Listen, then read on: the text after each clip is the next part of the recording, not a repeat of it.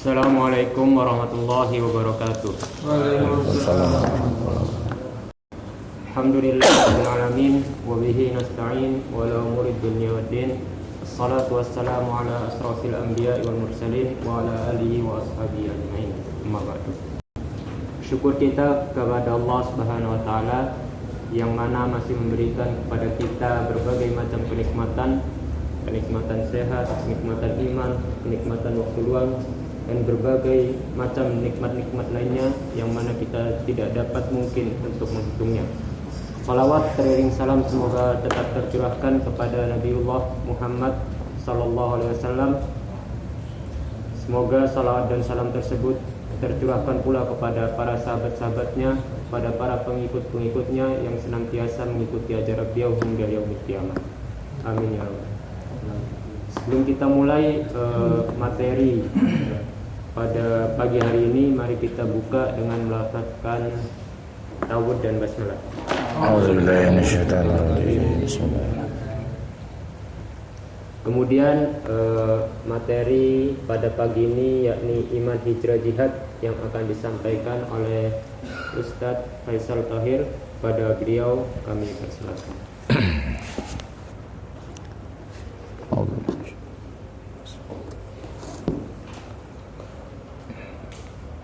Assalamualaikum warahmatullahi wabarakatuh. Waalaikumsalam warahmatullahi wabarakatuh. Innal hamdalillah nahmaduhu wa nasta'inuhu wa nastaghfiruh wa na'udzu billahi min syururi anfusina wa min sayyiati a'malina. May yahdihillahu fala mudhillalah wa may yudlilhu fala hadiyalah. Asyhadu an la ilaha illallah wahdahu la syarikalah wa asyhadu anna Muhammadan abduhu wa rasuluhu la nabiyya ba'da. Allahumma salli wa sallim ala Muhammadin wa ala alihi wa sahbihi wa mawala. Amma ba'du. Qala Allah ta'ala fi kitabil karim, a'udzu billahi minasyaitonir rajim. Bismillahirrahmanirrahim. Wallazina amanu wa hajaru wa jahadu fi sabilillahi wallazina awaw wa nasaru ulaika humul mu'minuna haqqan lahum maghfiratu wa rizqun karim. Wa qala Rasulullah sallallahu alaihi wasallam, man ata'ani faqad ata Allah wa man asani faqad asallah wa man ata'a amiri faqad ata'ani wa man asa amiri faqad asani. Sadaqallahul azim wa sadaqa rasuluhu nabil karim.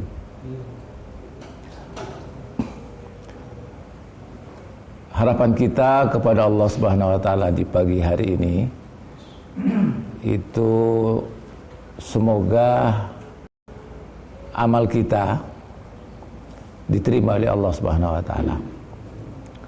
Untuk itu sebagai suatu kewajiban rasa syukur, ya kita sengaja mengharapkannya kepadanya dan tidak mengharapkan yang lain. Insyaallah dengan harapan itu menjadilah kegiatan kita ini sebagai bukti syukur kita di hadapan Allah Subhanahu wa taala. Ikhwani rahimakumullah. Pada kesempatan ini insyaallah saya diberi tugas untuk menyampaikan materi iman hijrah jihad, di mana materi ini senantiasa ditayangkan pada acara tahzib, dan pada tahzib yang ke-28 ini kembali saya diberi tugas untuk ini.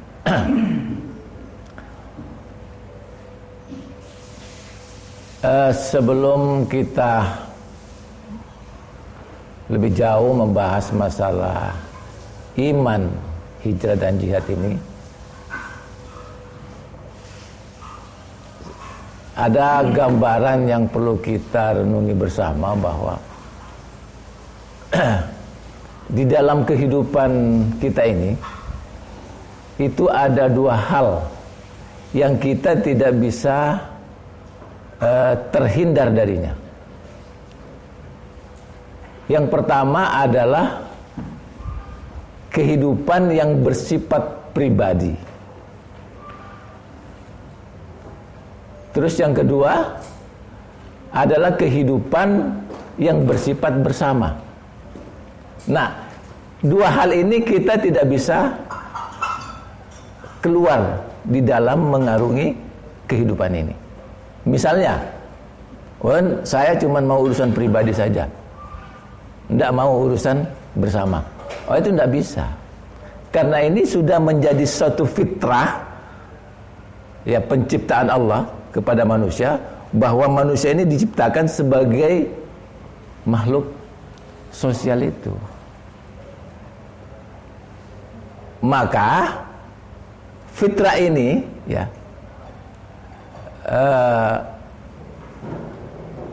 inilah yang kita ini dituntut untuk membuktikan dua kehidupan ini menjadi bukti ibadah di hadapan Allah. Jadi tidak bisa kita mau membuktikan pribadi saja sebagai bukti ibadah, sementara kehidupan bersama, kehidupan sosial kita tidak mau buktikan sebagai bukti ibadah. Tidak bisa. Dan ini sebuah perhitungan yang sangat keliru. Kalau misalnya ada yang berpikir begitu, perhitungan yang sangat keliru. Bayangkan, aktivitas pribadi ini gambarannya saja ya, secara global. Aktivitas pribadi itu dinilai 1,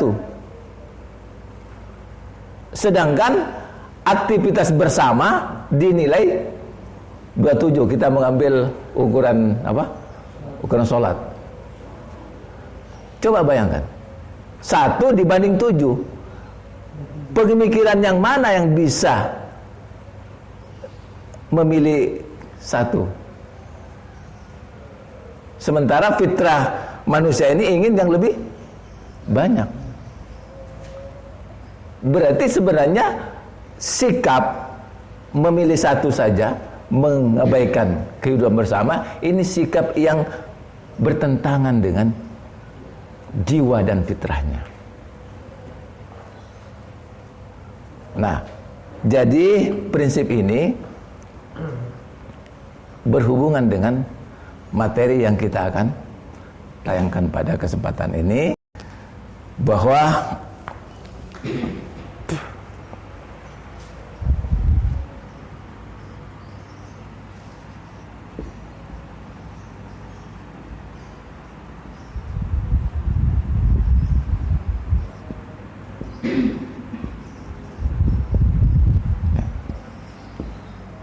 iman, hijrah, jihad. Kalau ayatnya itu nanti ada, kalau nggak salah ada 5 ayat lah yang bisa kita jadikan dasar daripada materi ini. Ada 5 ayat. Surat Al-Baqarah ayat 218, surat Al-Anfal ayat 72, 74, 75. Kemudian surat ini ayat berapa nih? Ayat 20. Nah, inilah kisaran tentang dasar materi ini. Nah, materi iman, hijrah, jihad ini, kalau bahasa ulil amri kita, itu adalah strategi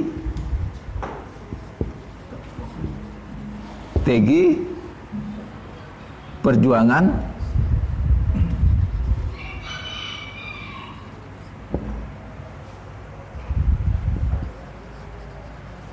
Islam. Strategi dasar ya. Strategi dasar perjuangan Islam. Itu bahasa ulil amri kita terhadap materi iman, hijrah, jihad.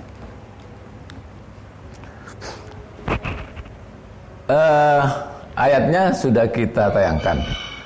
Bagaimana gambaran aplikasi iman hijrah dalam realitas yang terjadi dalam kehidupan? Kita mengambil contoh daripada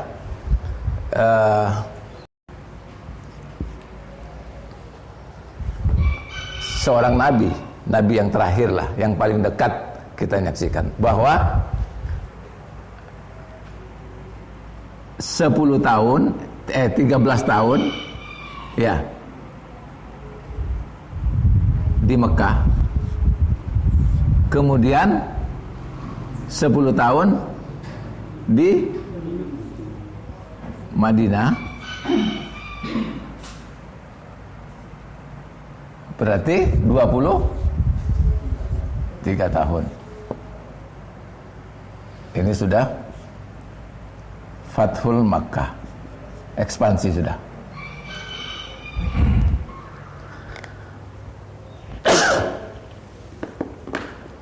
Jadi itu ayat kauniyahnya itu, maksudnya fakta daripada ayat Qur'annya ya, yang teraplikasi dalam bentuk kenyataan. Ini adalah sunnahnya ini. Jadi ini sudah dipraktekkan dalam itu ini.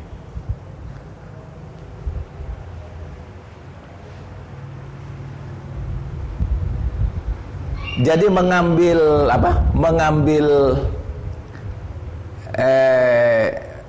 ikutan contoh daripada memperjuangkan Islam itu tanpa melalui tahapan ini dipertanyakan.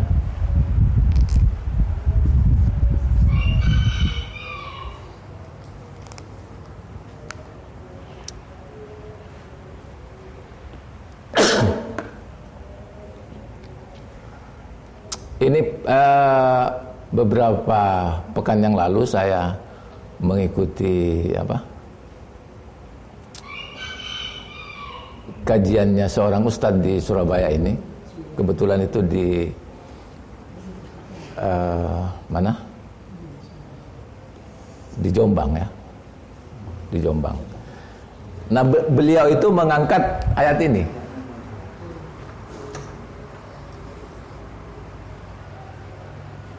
Beliau mengangkat bahwa ayat ini menerangkan untuk mengharapkan rahmat Allah itu, ini harus melalui, maksudnya pantasnya harapan. Coba dibaca ayatnya.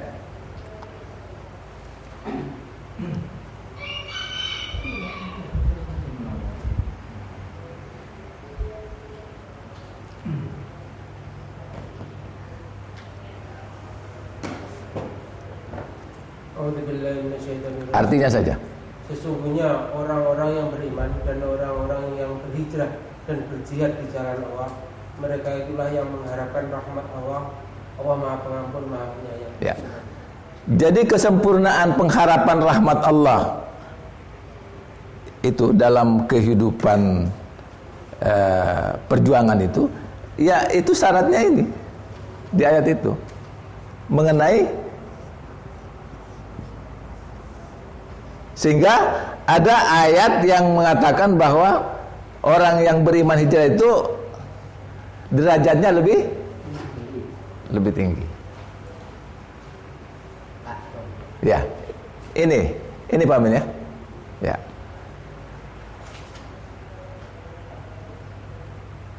Jadi tepatlah kiranya kalau ulil amri kita ini membahasakan iman hijrah itu adalah strategi dasar perjuangan. Artinya ini adalah pondasi perjuangan Islam. Jadi kalau berjuang tanpa pondasi, ibarat membangun rumah tanpa pondasi. Bagaimana? Ya, runtuh. Artinya kalau dalam ilmu teknik sipil atau dalam gambar,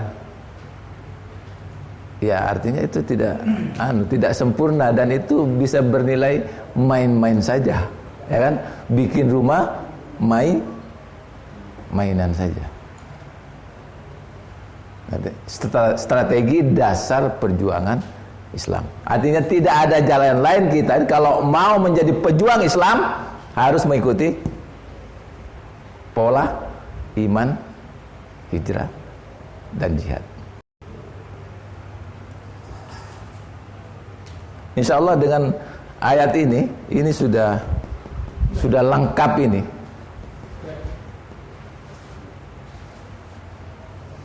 Ya, insya Allah itu. Kemudian sebagai suatu gambaran juga bahwa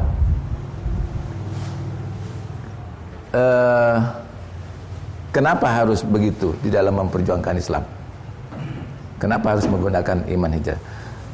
Karena kita melihat kata iman di sini, ya, di mana iman ini berdefinisi bahwa iman itu adalah al-iqraru bil lisan, at-tasbiqu bil qalbi, wal amalu bil arkan. Jadi iman yang benar itu, ya, iman yang konsekuen, ya. Menyangkut masalah benar nanti kita iman yang konsekuen itu diucapkan oleh lisan, dinyatakan dan dibenarkan oleh hati dan diaplikasikan dalam bentuk. Itu ukuran keimanan.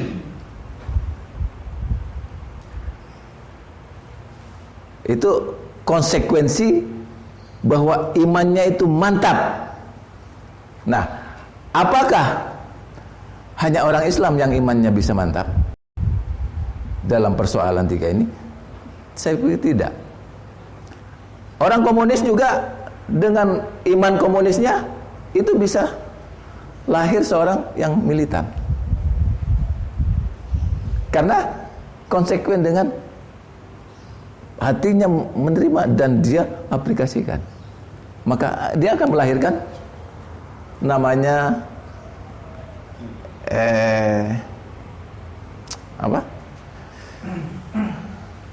apa namanya ini, sikap yang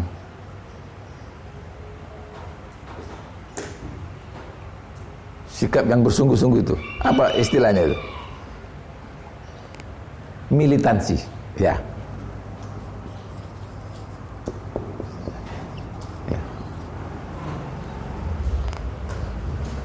Jadi kalau iman itu memenuhi 3 syarat ini, maka akan melahirkan militansi.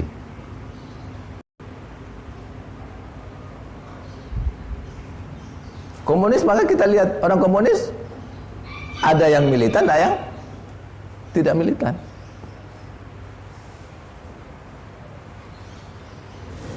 Begitu juga orang Islam ini. Kalau konsekuen dengan 3 komponen ini, maka dia akan menjadi pejuang yang militan. Bagaimana ukuran pejuang militan?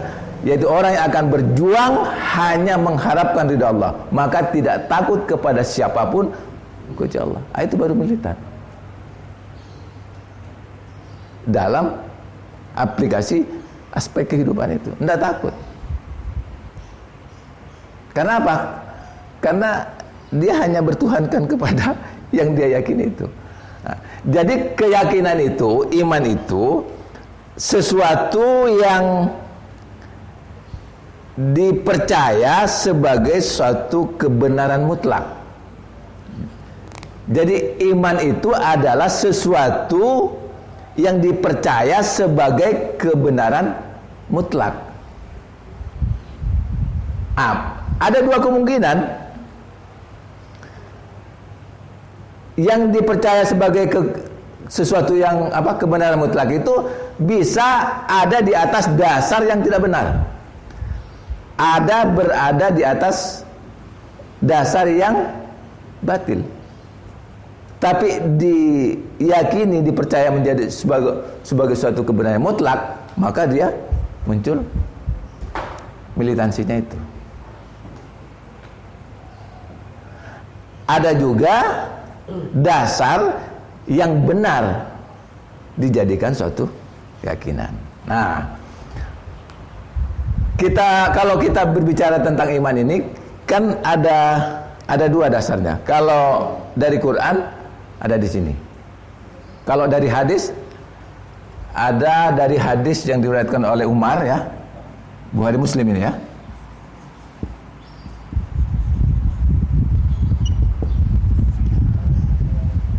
Islam,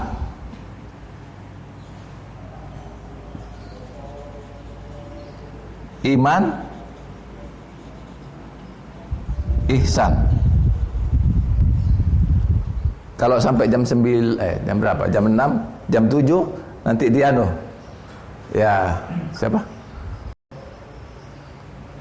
Ya. Kita cukupkan nanti 1 jam, nanti 1 jamnya kita berdialog. Ya.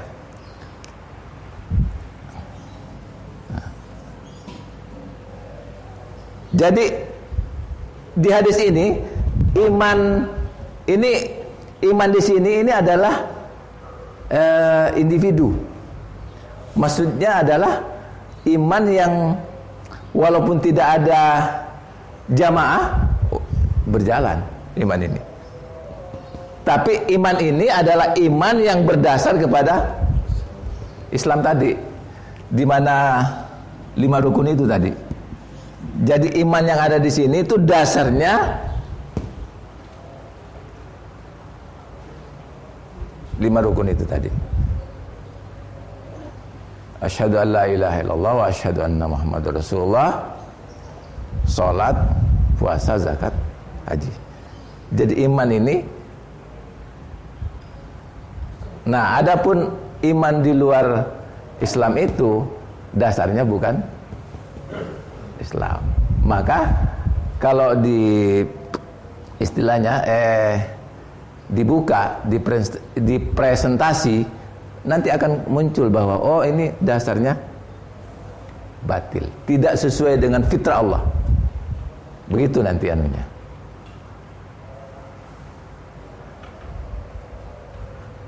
Kalau di istilahnya dibahas, diangkat, nanti ketahuan iman yang tidak berdasarkan ini, nanti kelihatan anunya. Oh, ini bertentangan dengan fitrah, dengan sunnatullah. Nah, iman ini adalah bersifat pribadi. Ini bersifat individu.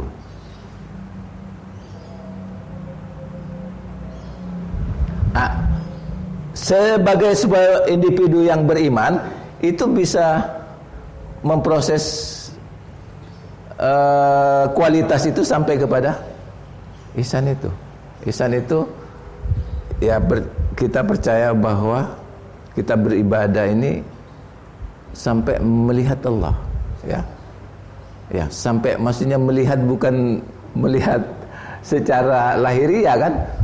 Saking saking pertimbangannya hanya Allah. Kalau ditanya, untuk apa kamu nulis ini? Untuk Allah. Karena sudah ada harapannya itu, baru cocok ngomong Allah. Kalau harapannya belum ada, tadi belum berharap dia nulis, oh ini belum cocok, dia bilang, oh untuk apa kamu nulis? Untuk Allah, belum cocok.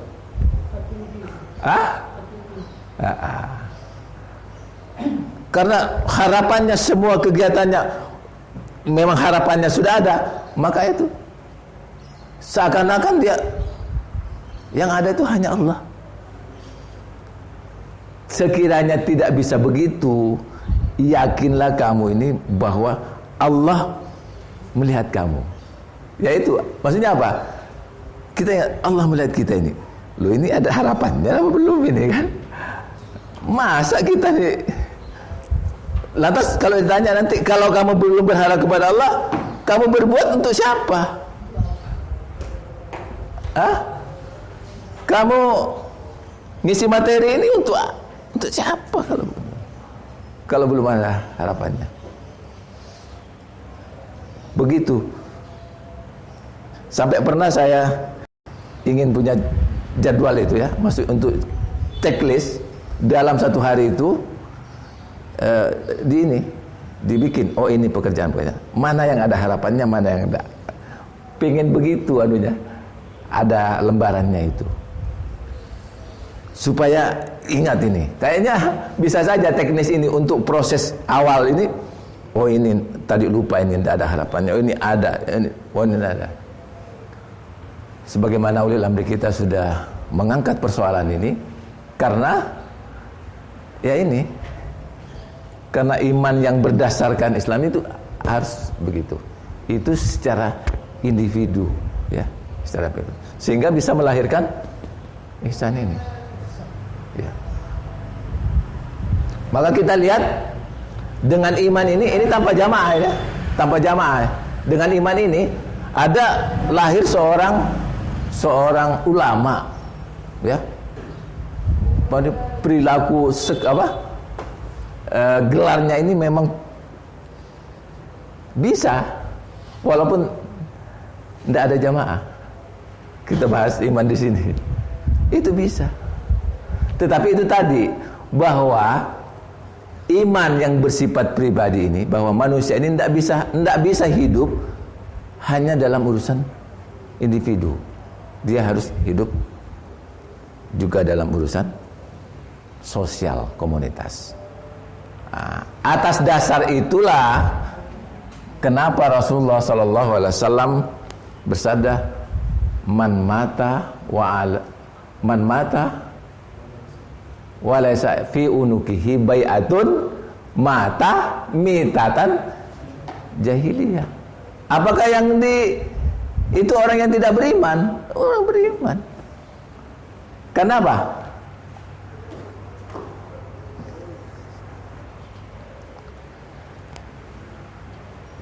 Karena dia tidak melibatkan dirinya dalam iman urusan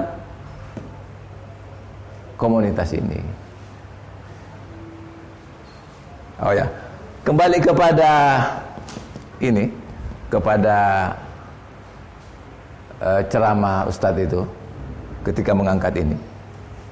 Saya ingin memberikan pemikiran kepada beliau, tapi secara mengangkat pemikiran, bukan istilahnya mencekoki, tapi menyentil pemikirannya. Ketika mengangkat beliau ini,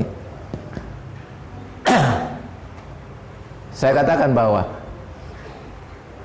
satu hal untuk masuk, bahwa kita ini bisa berharap kepada Allah sesuai dengan yang Ustadz katakan, itu iman hijrah jihad. Nah, saya angkat surat ini. Innal ladzina amanu wa hajaru wa jahadu fi sabilillahi wal ladzina awaw wa nasaru ulaika humul mu'minuna haqqan. Saya bilang ayat ini Ustaz, ini kesempatan bertanya waktu itu ya, ini mensyaratkan kebenaran iman itu iman hijrah jihad. Jadi bukan cuma ini, bukan cuma iman yang bersifat pribadi itu. Maka saya bilang pada masa Rasulullah SAW dan para sahabat mengamalkan ayat ini, maka jelas bahwa pemimpin imannya mereka dulu zaman Nabi hidup Rasulullah, pemimpin imannya. Kemudian pemimpin hijrahnya juga Rasulullah. Kemudian pemimpin jihadnya juga Rasulullah. Iman hijrah jihadnya itu dengan kepemimpinan yang sama, dengan status kepemimpinan yang sama, bukan personalnya seorang nabi. Nah, kira-kira kalau kita sekarang ini pemimpin iman kita beda, hijrahnya nanti beda, itu kita mencontoh siapa? Nah, ini yang perlu dipikirkan oleh umat. Dan ketahuilah bahwa pemimpin iman, hijrah dan jihad setelah Rasulullah wafat itu adalah khalifah itu yang melanjutkannya. Nah, maka perlu menjadi pemikiran, saya bilang, kalau pemimpin iman kita berbeda dengan pemimpin hijrahnya, berbeda juga pemimpin jihadnya. Bahkan pemimpin iman kita tidak ada misalnya kan, hanya karena mengkonsumsi persoalan ini saja. Nggak ada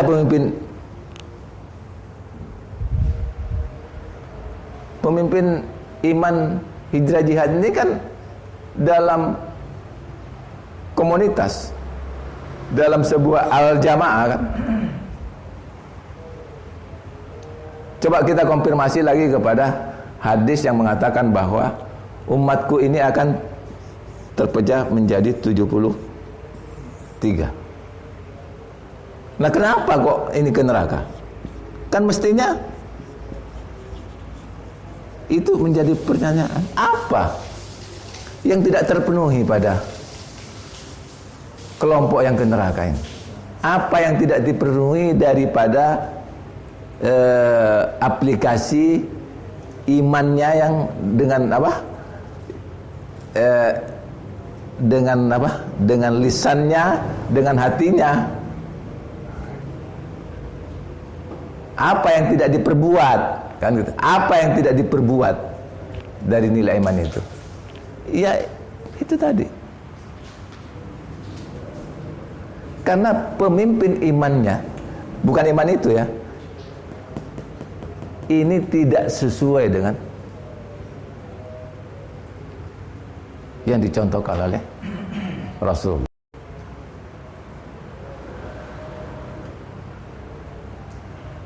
Illa wahidah, kecuali satu.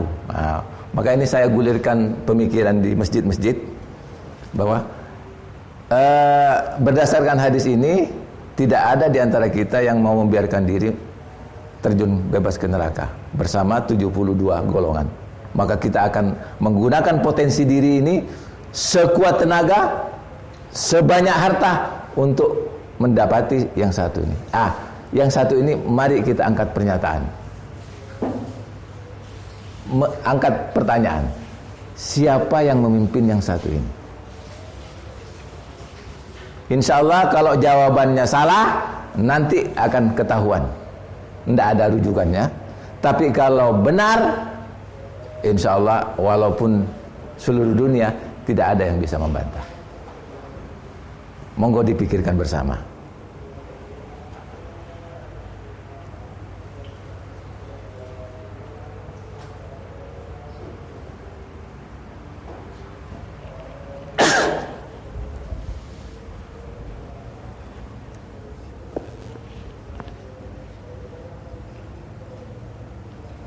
Ya. Jadi persoalan iman dan hijrah ini merupakan yaitu tadi merupakan sesuatu yang bersifat mendasar sebagai strategi perjuangan, dasar perjuangan Islam. Jadi kalau kita ini mau berjuang memperjuangkan Islam itu, ya iman kita harus masuk ke dalam dimensi yang komunitas itu, al-jamaah itu maksudnya. Iman ini harus iman yang ada di sini nih. Artinya bersyukurlah kita ini lahir dari rahimnya orang yang muslimah. Bersyukur kita lahir dari rahimnya muslimah ini, bersyukur. Kenapa? Karena kita langsung menerima Islam itu. Coba kalau lahir di Bali misalnya, apakah langsung kita menerima Islam? Nah, maka bersyukurlah Allah mentakdirkan kita lahir dari, sehingga iman kita ini bisa berdasar kepada keislaman, syahadat. Nah, maka perlu ini diangkat materi syahadat ini, bahwa syahadat itu sebenarnya pilihan seseorang, bukan paksaan, bukan. Jadi orang ini menjelang balik memilih mau diletakkan di mana dasar imannya itu. Mau diletakkan di atas asyhadu an la ilaha illallah wa asyhadu anna muhammadar rasulullah, atau mau diletakkan, itu pilihan, tidak boleh dipaksa loh itu. Nah, bagaimana tanggung jawab orang tua ini? Ya karena orang tua ini punya keyakinan, maka menghantarkan pendidikan kepada bagaimana anaknya menjelang balik itu menerima Islam sebagai dasar iman pribadinya itu, menerima Islam sebagai dasar imannya. Maka nanti kalau dia menerima, mau pilih ya, pilih Islam, maka dia bersyahadat asyhadu an la ilaha illallah wa asyhadu anna muhammadar rasulullah. Maka orang yang bersyahadat ini ada dua kemungkinan. Ya, orang yang bersyahadat ini ada dua kemungkinan. Kemungkinan pertama, dia bersyahadat, waktu dia bersyahadat sudah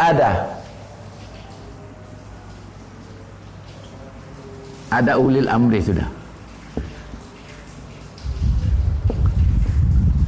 jelas ulil amrinya. Dia bersyahadat itu sudah ada ulil amrinya siapa? Dia bersyahadat. Seperti para sahabat, siapa pemimpinnya? Rasulullah bersyahadat. Setelah Rasulullah wafat, ya ada khalifah bersyahadat yang menerima syahadat. Ada pemimpinnya.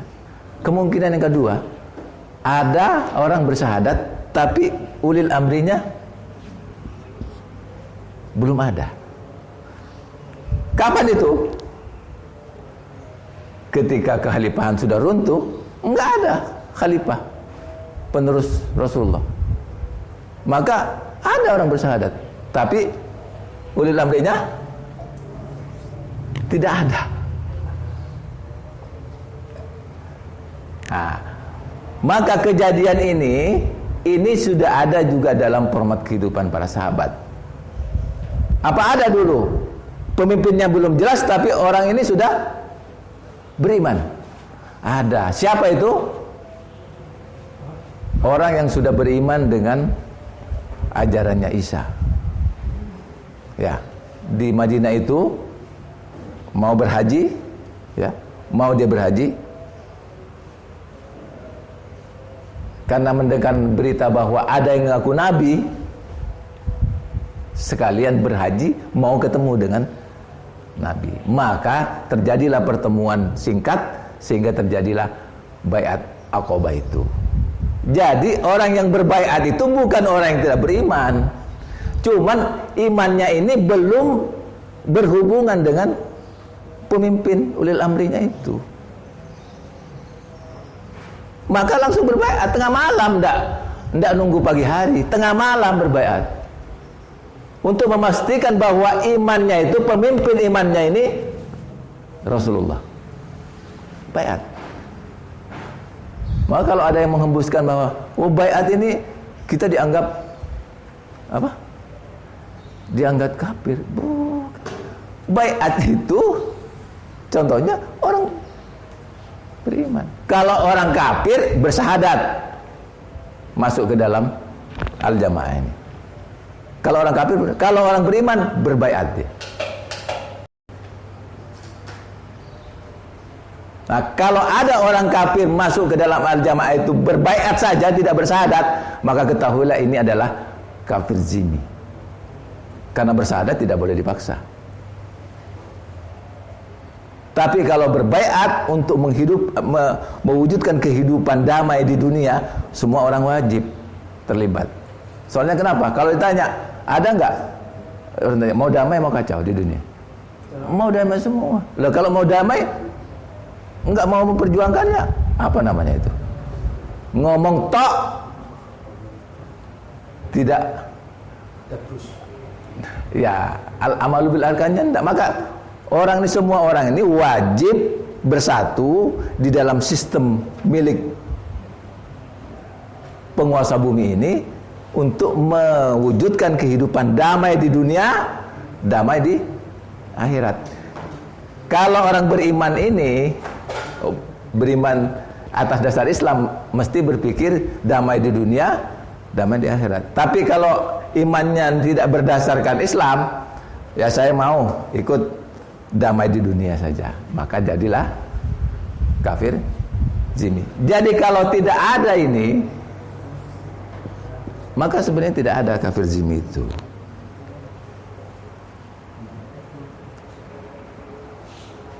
Maka tidak ada. Maka iman hijrah jihad adalah dasar, strategi dasar perjuangan Islam. Kalau ada yang bilang tidak apa-apa lah kita tidak pakai strategi, wah, kita berjuang nggak pakai strategi, gimana kira-kira? Setuju nggak para pejuang ini? Kita berjuang nggak pakai strategi? Iya, orang kafir saja namanya berjuang, yang kemungkinannya nanti ada perang, itu ada namanya strategi. Tapi ketahuilah bahwa strategi ini bukan hanya digunakan dalam perang, sebelum perang pun. Maka ini materi yang sebenarnya kita ini punya kewajiban untuk menyampaikan kepada kaum muslimin. Mari kaum muslimin yang sudah imannya ini didasarkan atas Islam, mari kita tingkatkan menuju iman hijrah jihad. Apa bahayanya? Ya. Apa bahayanya kalau iman kita ini tidak kita angkat ke dalam iman hijrah jihad dalam bentuk komunitas? Apa bahayanya? Orang kafir itu, iblis itu justru ingin agar kita ini lepas dari strategi ini. Maksudnya apa? Iman, karena tidak masuk, kita pakai itu saja iman. Ya, dia beriman, langsung jihad, langsung berjihad dia. Iman langsung jihad. Lihat saja sudah, siapa yang mimpin jihad? Jihadnya siapa yang mimpin? Jihad bimana kital ini yang dimaksud ini, kita dipengaruhi oleh pengaruh musuh Islam untuk iman langsung jihad. Karena sifatnya pribadi kan. Kalau pribadi ya pribadi atau kelompok yang bukan berdasarkan ini. Yang 72 itu maksudnya bukan al-jamaah kan. Ya gampang saja. Dibakar sedikit langsung dia berjihad kital. Tapi kalau jihad bermakna pribadi, bukan mengatasnamakan Islam, ya boleh saja kalau ditindas ya melawan kan. Ditindas tidak usah nunggu komando. Kalau ditindas bermakna pribadi ini langsung melawan saja. Seperti saudara-saudara kita di mana? Di Ambon dulu kan. Enggak usah nunggu kalau ditindas, dilawan. Enggak usah nunggu, mana tidak ada perintah khalifah, enggak usah nunggu. Bagi yang ditindas sana. Saya juga dulu pengen ke sana kan. Sebelum di Khilafatul Muslimin saya pengen ke sana. Dulu saya pernah punya motor 75 dari kakeknya beliau, ini saya beli. Itu mau jual motor itu untuk berangkat ke Ambon. Karena memahami bahwa jihad itu fardu ain. Nah, ternyata setelah ditelusuri, oh bukan fardu ain. Ya, iman di mana ini kan? Bukan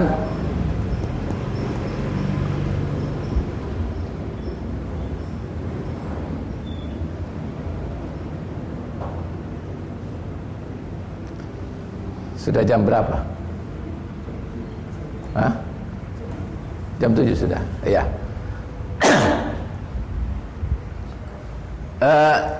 Ya, kembali ini ya.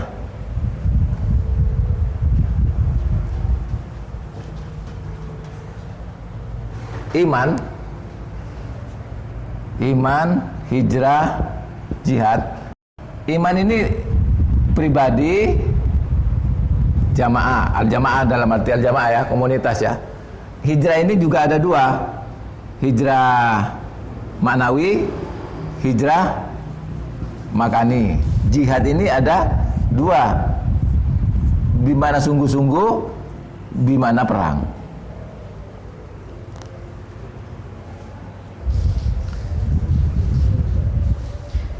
Jadi kalau iman ini hanya berdasarkan individu tadi, ya tidak bisa terproses ke sini nanti.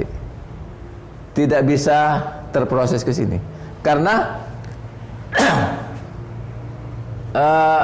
hijrah maknawi saja ini sebenarnya kan langsung berhubungan dengan pemimpin ulil amri. Jadi dikatakan hijrah maknawi itu karena tadi tidak ada pemimpin imannya, belum ketemu pemimpin imannya orang Yasrib itu, langsung ketemu di Mekah, langsung baiat. Itu bimana hijrah maknawi, prinsip dari tidak ada pemimpin kepada pemimpin yang hak itu, pemimpin yang asli. Jadi melalui jalur ini, melalui jalur iman, hijrah, jihad itu, hijrah maknawi itu bisa diaplikasikan. Tidak bisa melalui iman yang bersifat pribadi tadi itu. Nah, untuk itu menjadi tanggung jawab kita lah di dalam memproses saudara-saudara kita yang sudah beriman, yang ada di atas dasar Islam, prioritasnya ya termasuk orang yang imannya juga tidak di atas dasar Islam, itu kita juga punya kewajiban untuk mengajak bersatu di dalam sistem Islam ini.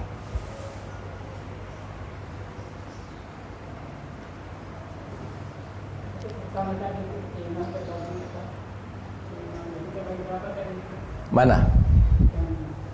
Ini. Oh ya, iman ini bersifat pribadi yang berdasarkan hadis itu, ya bersifat jamaah, al-jamaah, komunitas. Ini berdasarkan ayat ini. Nah, maka ini ya 73 72 ke neraka tinggal 1. Ini harus mantap loh iman ini. Kalau iman kita terhadap ini betul gak ini adalah ini tidak mantap. Kita tidak bisa mengorbankan harta, jiwa untuk memperjuangkan dan membelanya. Ini harus mantap ini. Sama dengan tadi, kalau mantap imannya di atas dasar Islam,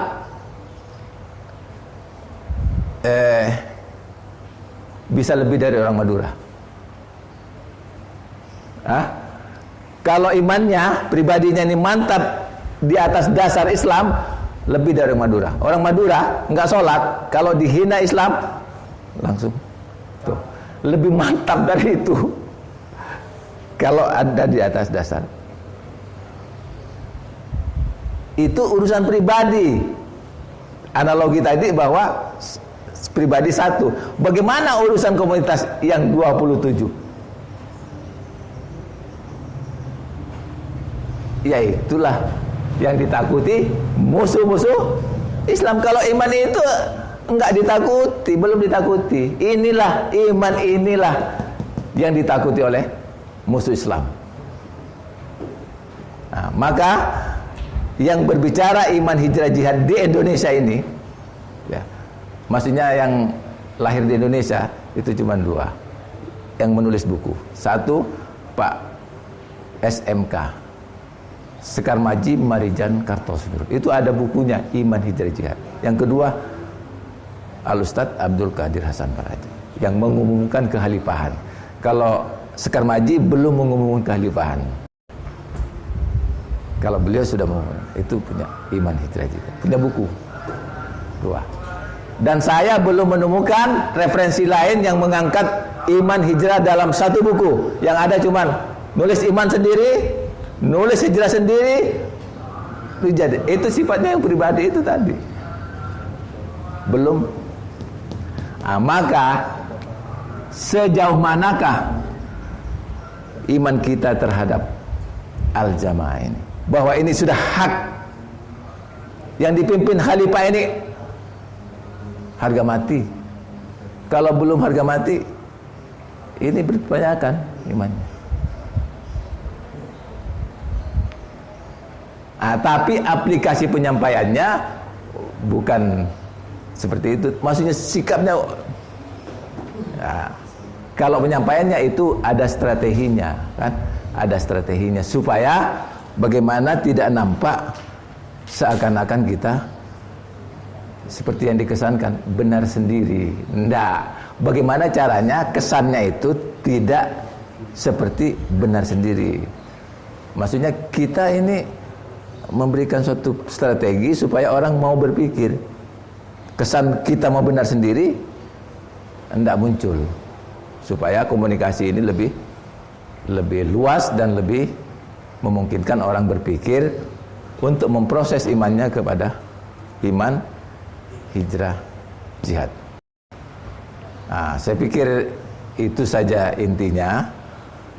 Mudah-mudahan kita mantapkan iman kita di dalam mengimani Al-Jamaah ini, yang dituntut pernyataan dan pembenaran hati ini dengan aktivitas. Kita tidak melihat jumlah kita, mau sedikit mau banyak tidak ada persoalan. Ya. Kalau Khalifah bilang, walau semua mundur ke belakang, saya maju seorang diri. Itu kan sudah yakin bahwa Al-Jamaah inilah sudah untuk meraih nilai ayat yang dimaksud ini. Insyaallah. Mungkin demikian dulu, nanti kita lanjut dengan tanya jawab. Ini sudah 1 jam insyaallah. Ya.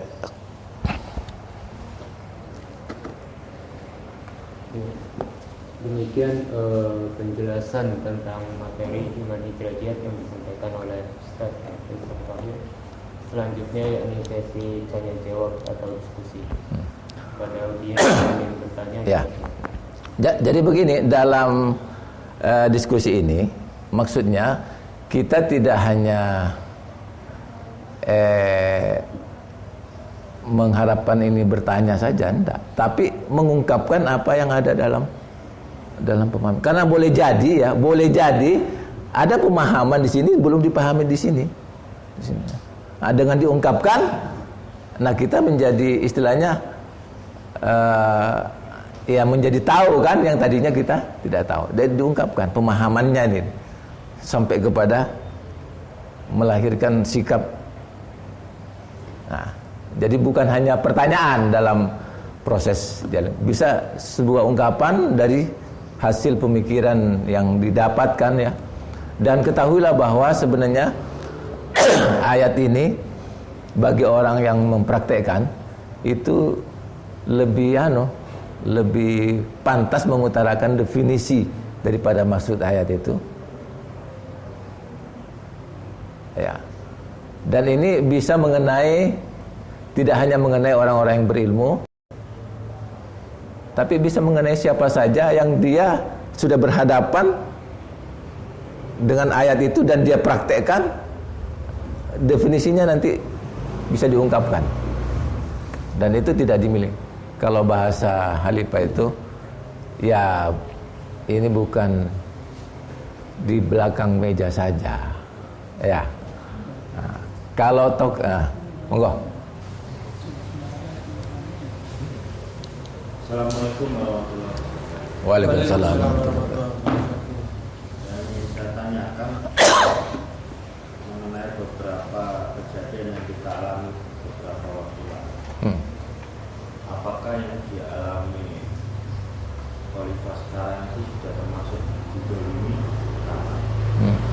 Kedua, gimana bentuk pembelaan kita apabila ketika kejadian waktu kemarin itu tidak ada amru tapi jadi tidak memananya gimana?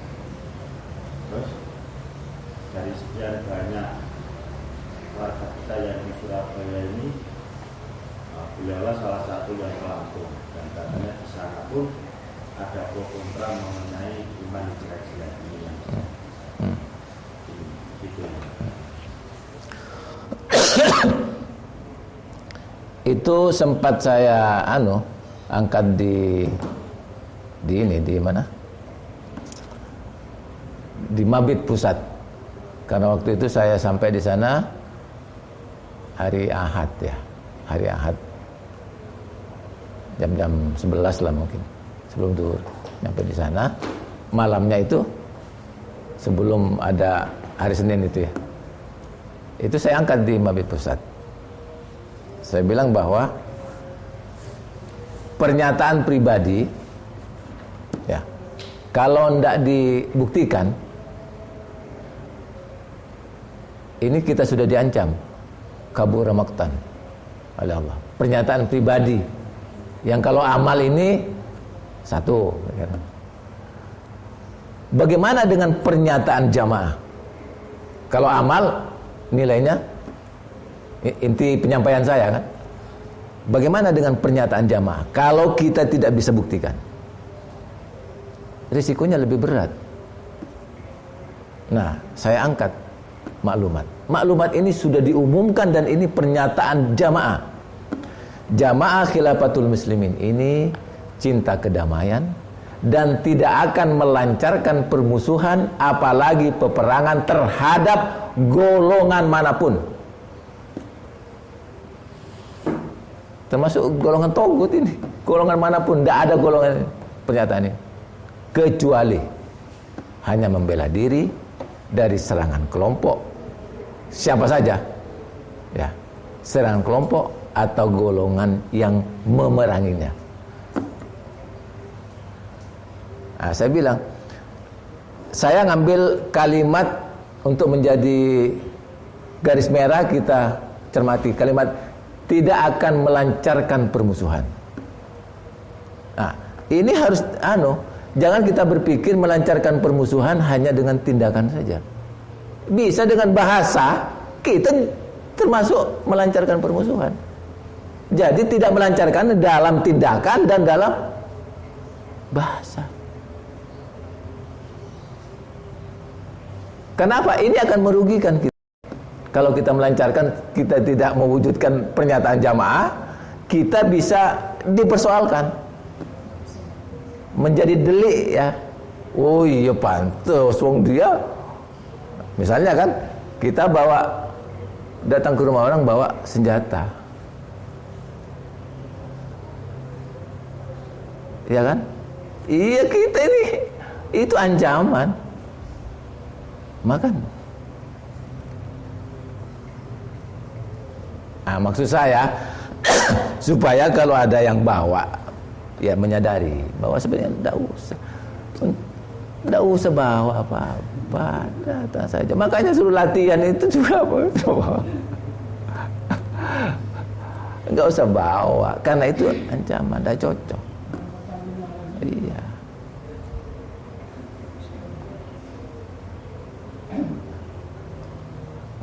Maksudnya enggak usah bawa. Loh, ini iman kita ini kan terkait dengan iman hijrah jihad. Ya. Iman hijrah jihad. Komandonya ya harus jihad perang itu ada komandonya. Kalau urusan pribadi kita ditindas, maka betul diangkat pertanyaan, apakah kita ini sudah dimaksud dizolimi? Kalau menurut saya belum. Maksudnya dulu Rasulullah pamen ya, pernah di boikot dulu ya. Rasulullah di Mekah itu pernah diboikot. Ini kalau saya melihat ini satu boikot sebenarnya. Satu boikot sebenarnya. Sebelum hijrah itu ya. Maka saya angkat bahwa kalau menurut saya bahwa yang saya pahami ya, kalau khalifah ini tidak diterima di Lampung, pergi, jangan pergi. Tapi kalau diterima di Lampung, bisa tempat hijrah di sana. Nah, untuk melihat diterima apa tidak diterima, itu kan ada proses alamiahnya. Ya, ada proses alamiahnya. Tidak bisa. Untuk mengetahui orang dia mau apa enggak, harus ada prosesnya. Karena paham dia tidak mau, atau karena paham dia menentang. Harus ada prosesnya. Nah, kita bersabar saja sudah mengikuti. Tapi yang jelas pernyataan jamaah harus kita wujudkan. Ya, karena ini berat sikonya. Nah, saya dengar dari bahwa bagaimana ini ada pertanyaan kan, bagaimana ini kalau sampai khalifah mangkat sebelum hijrah? Iya kan sistem sudah berjalan, diangkat khalifah. Maka pertanyaannya, apakah kita ini akan hidup menemui hijrah itu pada tataran khalifah kita ini, atau khalifah yang akan datang? Nggak ngerti kita. Allahu a'lam bishawab. Tapi yang jelas pembinaan iman kepada hijrah itu 13 tahun. Jarak iman dengan hijrah itu jauh, tapi jarak hijrah ke jihad dekat. Maka tidak usah minta perang ketentuan Allah. Kalau kita minta sekarang, kapan kita perang, nanti pada saatnya datang kita sudah habis energinya. Jadi tinggal mundurnya kan. Tidak usah minta. Dan ini ada ayatnya kan. Persiapkan saja iman ini, bahwa ketika ada perintah hijrah, kita akan berhijrah. Ya otomatis kita akan mempertahankan tempat hijrah itu. Mundur satu jengkal, kafir kita. Karena Allah sudah berikan rumahnya itu. Walaupun belum ada temboknya, baru garis, inilah rumah kamu. Maka udah dikasih rumah, enggak boleh mundur sejengkal pun. Kalau mundur, kafir mempertahankannya. Nah, tapi kalau belum ada rumah kita berjihad, ya langsung dituduh teroris. Enggak ada yang dipertahankan kan? Nah, itu iman, hijrah, jihad. Tapi insya Allah kita masih dilindungi oleh Allah Subhanahu Wa Taala di dalam mempertahankan ini. Karena apa? Karena menurut informasi memang ada yang bawa, dan itu kalau sampai, nah itu justru memperkeruh. Nah, karena atas perlindungan Allah, alhamdulillah enggak sampai. Dan ini secara perhitungan memang mereka buktikan. Omongan khalifah ini dibuktikan. Kata khalifah, mereka itu jangan dikasarin. Mereka itu sudah siap mati. Maksudnya orang-orang yang sudah siap mati, dari orang-orang yang baik sampai orang yang tidak baik, itu backgroundnya kan mati. Nah, mungkin ditestis juga kan. Nah, mereka sudah tahu bahwa oh iya betul ini. Maksudnya, nah, insya Allah ada perlindungan. Dan kalau kita melihat sepertinya memang juga apa? Mungkin mereka itu tidak hanya melihat ikhwan-ikhwan itu. Mungkin saja banyak yang dilihat sehingga mundur betul dengan tembakan yang tidak terkendali. Biasanya kalau peringatan tor, nah, kan, saking panik lah itu ya. Mungkin karena dilihat banyak kan, boleh jadi. Secara pernyataan saya lihat juga ada indikasi sama Amir wilayah itu dia, oh ya mungkin segitu Pak, diikuti omongannya polisi itu. Jadi insya Allah ini proses.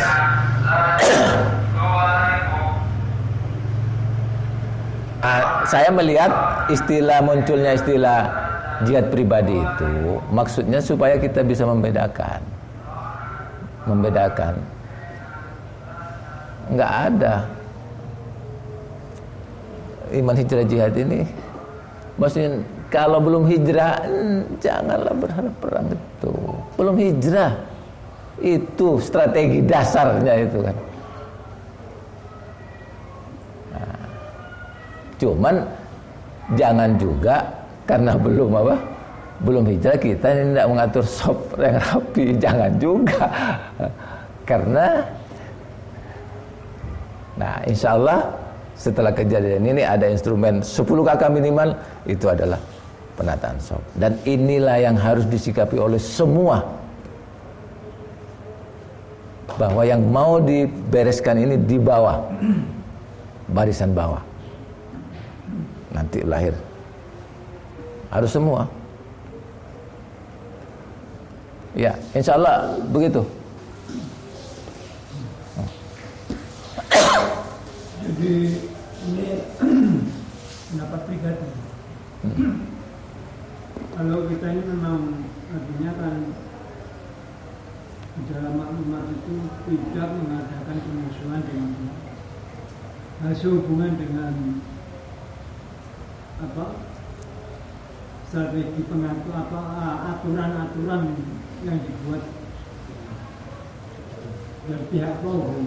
Dan tentunya kita kan juga tidak boleh berprasangka pada mereka. Jadi ukuran artinya kita didolimi atau tidak didolimi. Makanya artinya di dalam al-jamaah ini tentunya harus ada suatu sikap kembali kepada iman hijrah jihad. Pendapat pribadi tadi yang dikatakan pembawa acara bahwa iman insya Allah sudah tertata. Dan memang tahapan hijrah ini yang akan ujian selanjutnya. Nah, baru di situ artinya makna daripada terdolimi itu kalau kita punya istilahnya punya kekuasaan. Jadi jelas apa yang kita bela ini jelas ada. Kalau kita punya wilayah. Nah, ini yang perlu di pihak struktural ini akhirnya menjelaskan pada umat tahapan-tahapan ini. Jadi satu derap satu langkah. Suatu contoh kemarin artinya dengan pemahaman jihad pribadi. Tentunya jihad pribadi, istilah pribadi karena kita ini sudah berstruktural, tentunya lepas semua jabatan kita. Jadi kembali kepada ikut umat. Tatkala kita mau berangkat dengan tujuan hidupnya, ya tentunya kembali yang ada di tingkat kemakmuran ya izin kepada kemakmuran. Baru ada nilai. Nah, kembali kepada masalah terdolimi ini tadi, artinya perlu kita di struktural ini memahami kembali pada koridor iman hijrah jihad. Tahapan hijrah ini harus kita lalui dulu. Itu pemahaman pribadi. Jadi ya itu, jadi maksudnya begini, kita lihat masa di Mekah. Kalau keluarga Ammar bin Yasir, ya, yang dibunuh dengan cara seperti itu, dibunuh saja kan, ditambah dengan cara seperti itu kira-kira bahasanya didolim apa enggak? Hah? Enggak, didolimi enggak? Didolimi. ketika Rasulullah menyampaikan bahwa sabar ya Ammar bin Yasir, kan? Surga menunggumu. Kalau orang bukan pengikut Rasulullah kan bisa berpikir, loh pengikutnya kok enggak dibela, pengikutnya kok enggak dibela, bagaimana ini? Itu bisa mendapatkan penilaian negatif, ya kan? Kalau tidak didasarkan sama iman itu kan, kok tidak dibela. Bahkan sekarang yang belum ikut pun tidak dibela, ini dipertanyakan. Sekarang ini lebih lagi, belum ikut, belum berbaiat, ini sudah dituntut membelanya.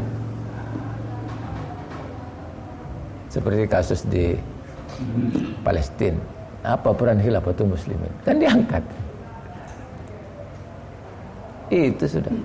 Jadi sebenarnya jiwa individu ini, personal ini, boleh hancur dalam membela al-jamaah itu. Karena jaminannya surga. Belum saatnya jihad setelah ada hijrah. Ya itu, kalau kita sudah punya tempat, orang mau, itulah sudah rasional, sudah baik dalam pandangan manusia maupun ketentuan Allah. Ya, sepakat juga.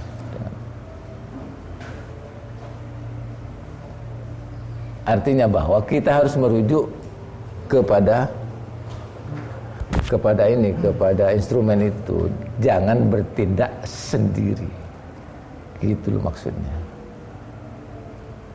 Jangan kita bertindak sendiri. Ya, kalau ada tindakan sendiri itu bukan Khilafatul Muslimin. Maka kalau ada warga khilafah ini ngebom sekarang, maka itu tidak dipertanggungjawabkan. Itu oknumnya. Mungkin saja kan ada karena stres misalnya. Apa nih ini sementara ini sudah, mungkin saja. Ini yang ada pemimpin imannya kan, yang yakin bahwa yang mimpin hijrah saya juga kalau khalifah ya khalifah lagi. Tidak mungkin nanti ketua umum yang mimpin hijrah saya karena sudah tidak kuat. Berkeluaran tor. Itu tidak dipertanggungjawabkan. Nah, itulah maklumat kan. Tidak dipertanggungjawabkan. Itu oknum. Belum ada hijrah. Loh, kalau enggak begitu, ya gampang lah kita ini diseret, enggak melalui hijrah, langsung ke jihad. Gampang lah, seperti hanya kenyataan yang ada ini itu sudah di list semua, udah di list kan, karena langsung dakwah wal jihad, di list semua sudah. Nah, nanti dibikinkan kasus, baru copot kan, dibikinkan kasus, mereka yang bikinkan kasus, copot kan. Maksudnya kita kalah strategi.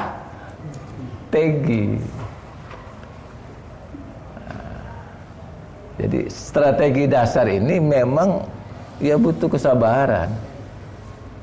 Ya sebagaimana kesabaran para nabi itu. Istilahnya formatnya kesabaran para nabi. Kadarnya ya bolehlah, tidak bisa menyamai kan, tapi kesabaran ya emas juga kan. Sekarang emas paling beda kadar gitu kan. Kadarnya beda. Tapi sama-sama emasnya, bukan perak. Itu dasar. Kalau misalnya enggak cukup usia saya ini untuk sampai ke hijrah, Ya biar anak saya yang melanjutkan. Gitu maksudnya berbicara. Ya, anak saya. Maka kalau tidak bisa saya, nggak ada anak, ya apa yang ada dari keluarga itu. Sehingga nyampe nanti hijrah, jihad, satu orang yang syahid mengangkat 72 keluarganya. Coba bayangkan, hitung saya 72 keluarga. Mungkin belum sampai 72 sudah habis kita. Siapa lagi keluarga saya yang dekat ini? Satu orang. Nah, maka kita berharap ini dalam proses yang punya saudara. Oke lah, misalnya antum, sudah, ini loh ada saudaranya. Udahlah, kirimlah sudah, transfer sudah saudaranya supaya.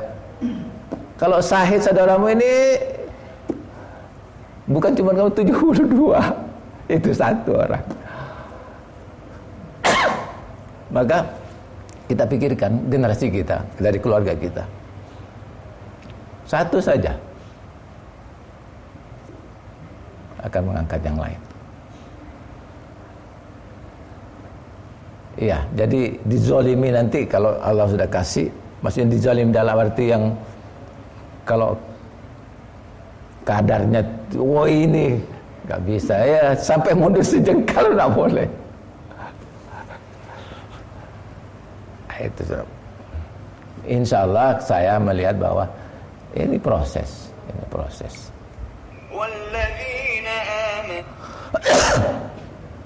Ya, insya Allah begitu Pak. Monggo yang ada.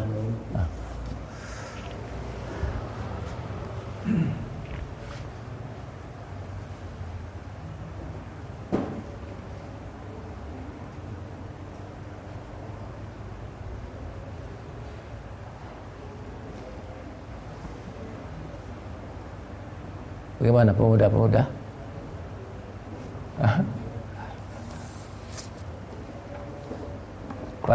Para utusan.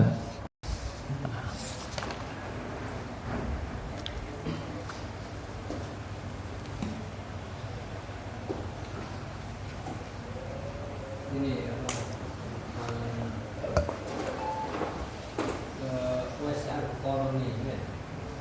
Uwais Al-Qarni. Ya. Ah. Si beliau itu di waktu ada Rasulullah. Rasulullah, beliau itu mengabdi kepada ibunya. Ya. Dan Rasulullah ini termasuk sahabat yang dikabulkan doanya. Karena pandangan umat Islam adalah seperti ini, kayak Rasulullah ini kayak dia bisa berdiri sendiri, bukanlah berdiri sendiri, dan dia sehingga punya karomah seperti itu, sehingga beberapa Umar itu sampai meminta doanya ya, sehingga umat kayak beranggapan bahwa dia nggak ikut berjuang pun bisa jadi amalan pribadi dia bisa mengantarkan sesuatu yang fenomenal seperti itu, yaitu doa yang bisa dilakukan. Padahal ya posisinya beliau itu sendiri kan pada waktu itu kan nemui Rasulullah nggak ketemu kan. Yeah. Sampai posisi memang dia mengabdi kepada kedua orang tua. Ya. Jadi memang bukan perkaranya, saya dia memilih atau memang dapat restu. Sebenarnya kan kadang-kadang kita ibaratnya kita mau berjihad, dan waktunya itu kan sudah hijrah, sudah jihad kan. Iya. Rasulullah kan nggak sampai lah istilahnya. Jadi dia itu kayak ibadah itu sesuai dia sendiri, sesuai kehendaknya dia, kayaknya. Atau memang posisinya bagaimana? Atau ada cerita lain bahwa Uwais Al-Qarni ini sudah memutuskan bahwa dia itu sudah batal dia nggak ikut berjihad, terus dia sama ibunya dan lain ada nggak? Ya, jadi kita lihat kasus beliau itu sebelum hijrah, mau ketemu Rasulullah itu sebelum hijrah, setelah hijrah atau Fathul Makkah? Sudah hijrah kan? Sudah Fathul Makkah kan? Fathul Makkah ya? Ya Pak Amin. Ya. Ya, yang jelas bukan sebelum hijrah ya. Yang jelas ya. Fathul Makkah. Jadi yang nggak dilihat itu oleh maksudnya kecenderungan penilaian persoalan individu kan. Yang nggak dilihat itu bahwa Qais Al-Qarni itu hidup di dalam sistem apa di luar sistem. Itu nggak dilihat. Nah, kalau dia hidup di dalam sistem, oh ya, sistem ini kan sudah ada ketentuannya. Siapa yang, apalagi setelah Fathul Makkah kan, siapa yang anunya, apalagi Fathul Makkah. Ada orang-orang memang tidak ditugaskan sudah. Maksudnya, oh ya, dan disampaikan persoalannya itu misalnya, oh ya sudah, kamu. Iya, iya, maksudnya itu ada dalam kehidupan ketaatan dalam sistem itu. Oh kan sudah berkuasa ini kan, sudah berkuasa menata sudah. Nah cuman memang pandangan apa? Masyarakat itu kan ya karena konsumsi iman ini hanya berputar pada persoalan pribadi, ya kan?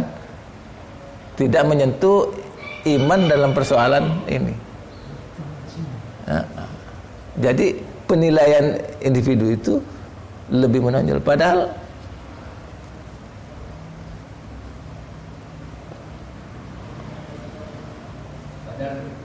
bisa jadi waktu itu ditugaskan untuk merawat ibunya. Ya artinya sudah maksudnya tidak dalam maksiat, bukan dalam kemaksiatan, termasuk orang yang ditugaskan di berangkat enggak berangkat, bukan. Apalagi sudah ada wilayah hukum Fathul Makkah. Kalau kita lihat dalam tataran masih di Madinah, memang pengerahan massa ini memang hampir-hampir sudah semua. Ya bisa dihitung lah, dalam arti memang menjaga itu kan.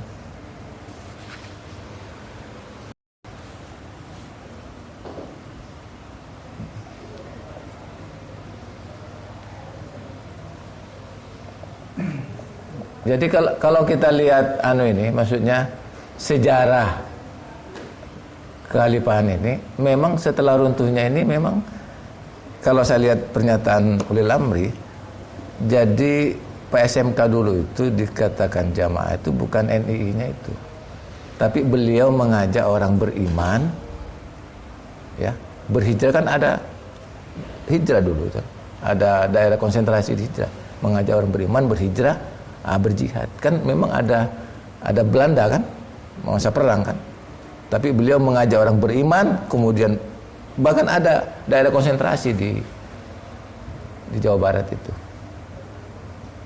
sebagai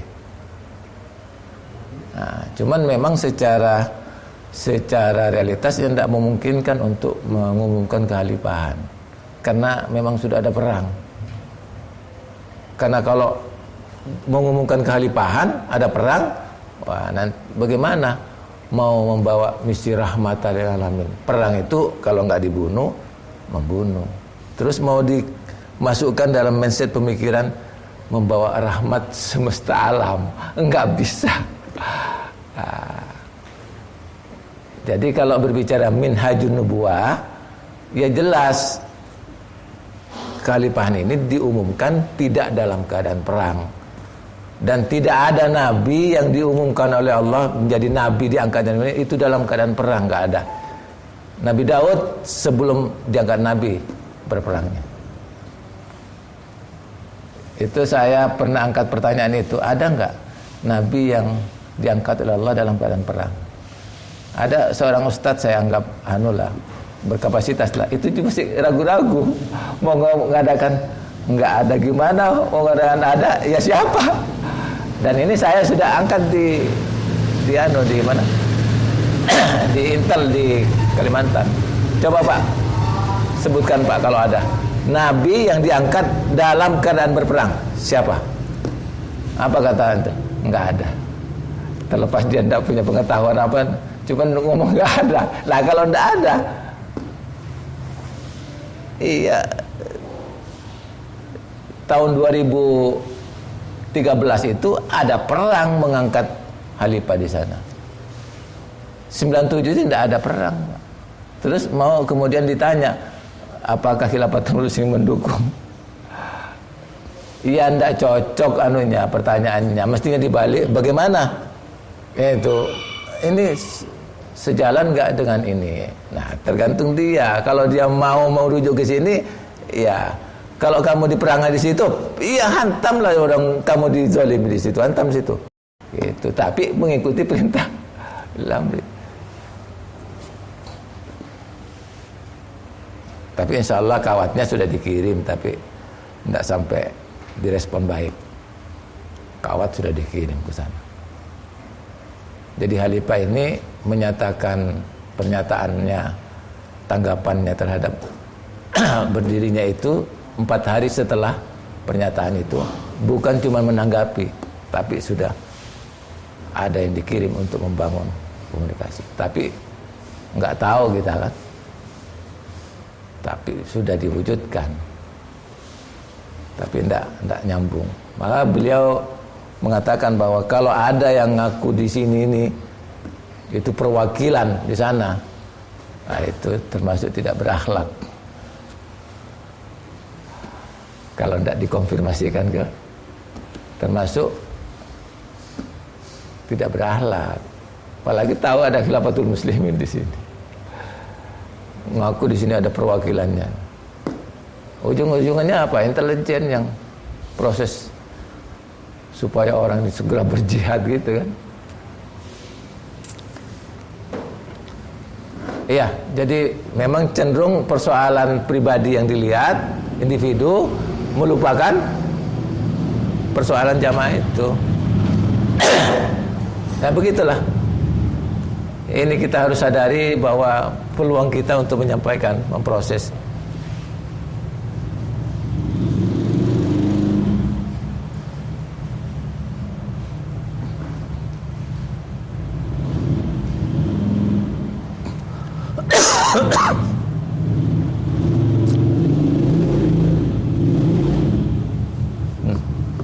Ya, baik.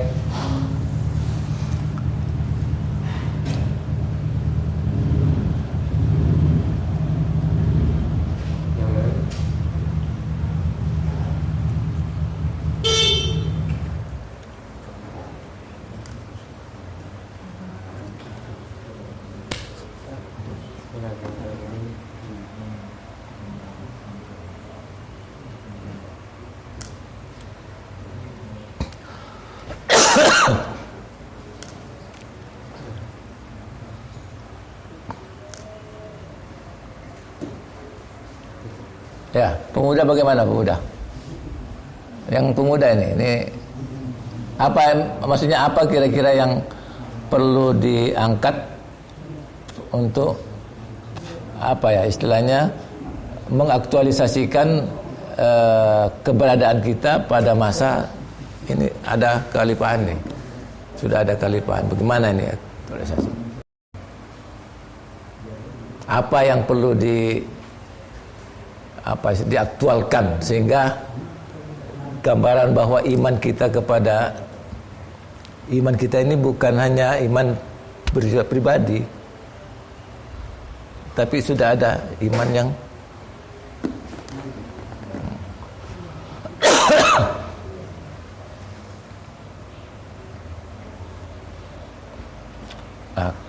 Mungkin kalau instrumen terkini daripada ulil amri ini pembenahan di kemasulan. Bagaimana kemasulan ini menjadi sop yang lurus dan rapat, ya ini persoalan aplikasi iman kita kepada ya institusi ke al-jamaah ini. Kalau iman kita ini kental, ya berarti semangat kita untuk bahu-membahu ini harus rapi.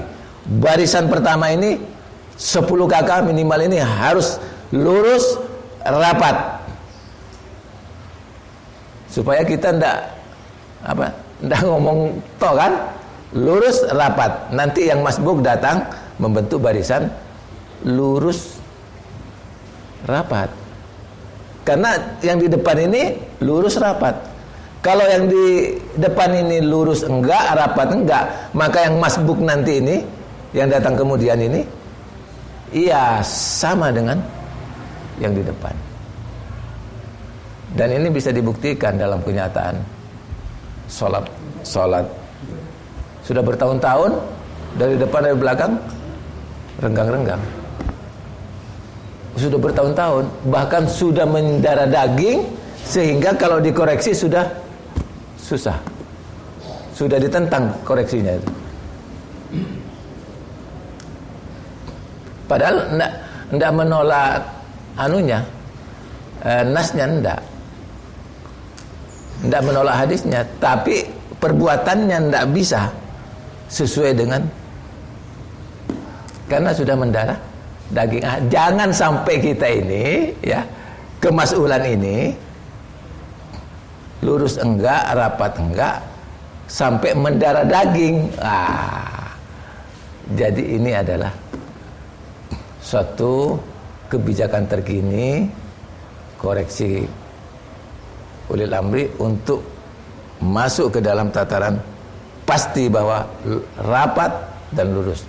Innallaha yuhibbul ladzina yuqatiluna fi sabilihi saffan ka'annahum bunyanun marsus. Sebelum datang masa itu sudah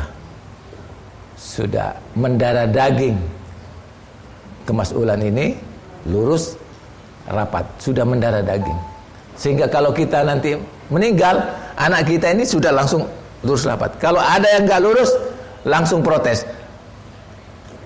spontan, karena sudah mereka waktu kecil sudah melihat lurus rapat. Maka kemarin saya ini di Pacet itu saya bilang, untuk mengukur kualitas kemasulan, ini menyangkut masalah iman kita ya kepada al-jamaah ini.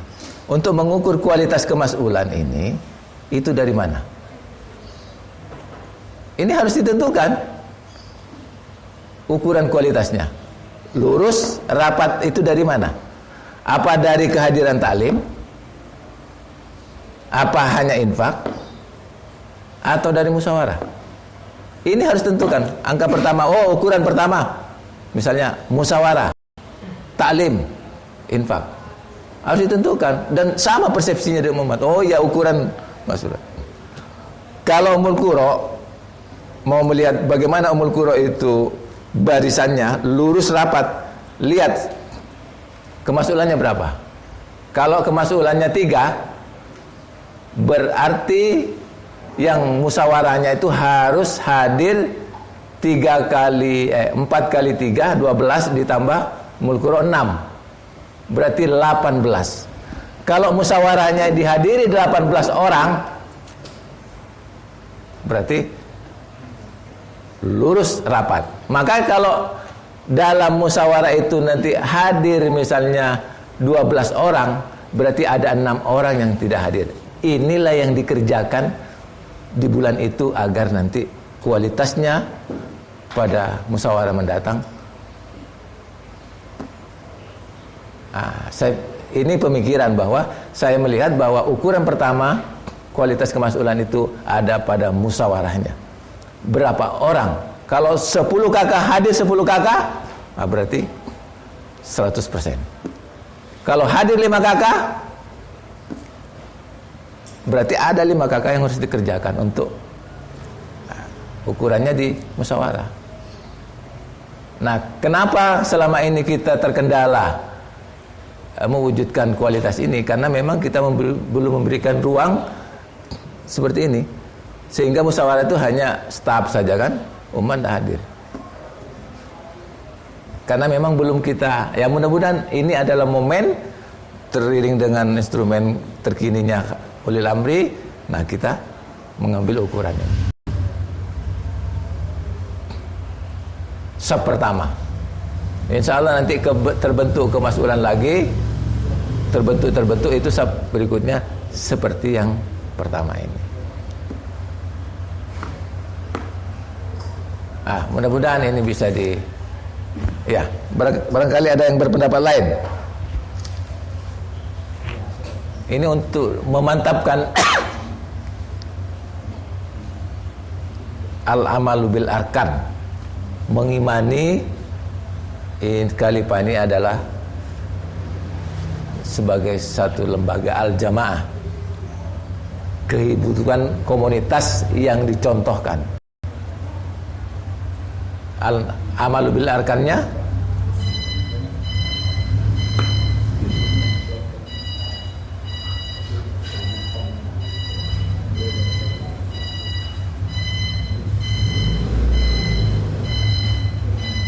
di Pacet kemarin taklim 8 KK. Saya tanya masulnya, berapa KK di Kemasul antum? 27 KK. Saya bilang, kesanggupan antum mampu itu berapa KK? Yang di luar kemampuan itulah dilaporkan. Karena kita mau membentuk kualitas ini kan. Jangan kita tidak mampu, masukkan, laporkan ke atas. Ini mau lurus rapat.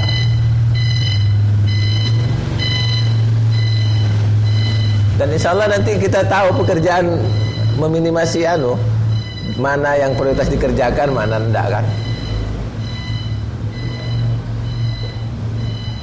Oh, kalau ini silaturahminya ya belakangan ini, yang prioritas yang memang belum hadir ini prioritas silaturahminya, nanti ini urutan berikut. Harus begitu insya Allah. Dan memang berat, di mas'ul ini berat, maka kita harus membantu, baik bersifat pribadi apalagi sifatnya struktural. Ini membantu mas'ul untuk memiliki kemampuan, semangat untuk mewujudkan yaitu tadi lurus rapat di sini insyaallah.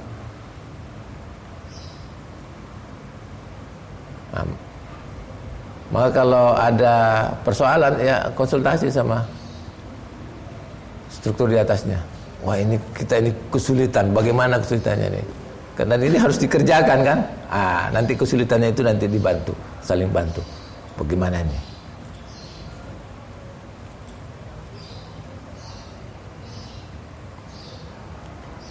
Sumput bagaimana? 10 kakak? 11. Wah, tuh 11. Nah ini, jadi dilihat musyawarahnya. Hadir berapa kakak? 11 kakak, 100%. Nah, itu yang sulit. Ya itulah kesulitan, itulah yang kita hadapi kan. Kesulitan itulah yang kita hadapi, dan inilah yang harus di proses komunikasi dengan bagaimana kita ini mau ini lurus rapat.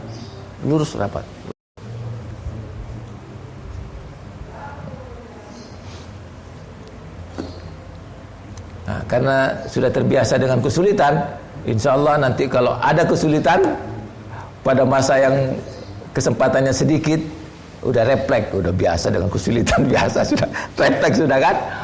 Soalnya ada masa kesempatan sedikit. Nah, maka sebelum datang masa kesempatan sedikit, itu tidak boleh banyak berpikir kalau kesempatan sedikit. Yang dibutuhkan refleksnya itu kan. Wah, ini udah biasa kesulitan kok ini. Wah, ini sudah biasa ini, nggak makan sehari ini sudah biasa ini, ya, kan? Jadi kalau datang udah, ya, Insya Allah begitu. Bagaimana Komando? Sudah 2 menit lagi nih. Ya monggo, barangkali Komando punya apa ungkapan, kesimpulan apa dan sebagainya. Cukup. Hah? Cukup katanya Komando. Kalau gak ada yang bertanya, kita tutup. Ya sudah tinggal 2 menit. Ya, demikian materi tentang iman, hijrah, jihad yang disampaikan oleh Ustaz Faisal Fahir. Untuk sempurnanya majelis kita pada pagi hari ini, mari kita tutup materi pada pagi ini dengan membacakan